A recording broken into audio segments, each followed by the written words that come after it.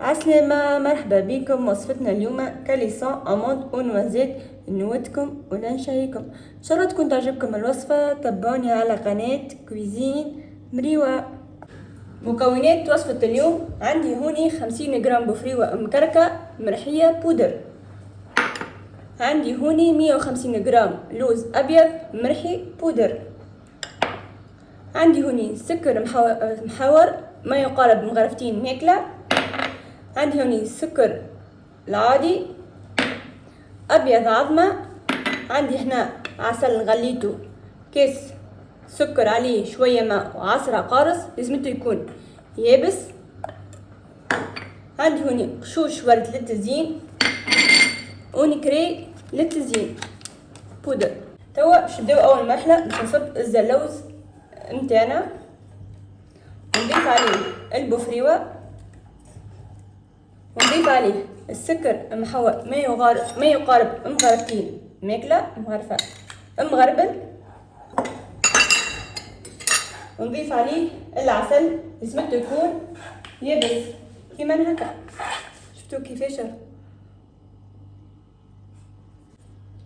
ونلم العجينة نتاعنا.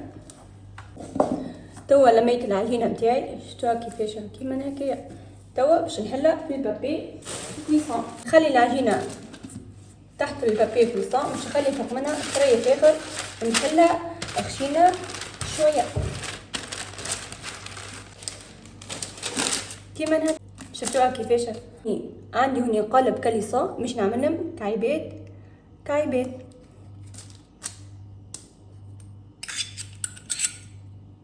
شفتوهم كيفاش كيما هكا. الكل نعملوهم على فرد طريقة. تو كملت حضرت الكعيبات نتاعنا نوتكم وننشهيكم في هيك البنة. تو باش نحضروا الكلاساج. توا باش نصب الابيض العظمة نتاعي، باش نضيف السكر بشوية ونركب. تو كملت ركبت معايا الخليط نتاعنا الابيض عظمة والسكر باش تعرفوهم هناك كي تعملوا كي هكا الخليط ما يتكبش. شفتوا كيفاش؟ باش نشد كعيبة كاليسون ومش ندليها. تو غطست الكاليسون نتاعي. شفتوا كيفاش؟ الكل نعملوهم على فرد طريقة. تو كملت غطيتهم بالكوش البيض. تو مش نعملوا بالباسو ننفخوا عليهم كيما هكا. عندي هوني قشوش الورد باش نخلي في الوسط هكاكا. كملت حضرت الكعيبات الحلو نتاعي.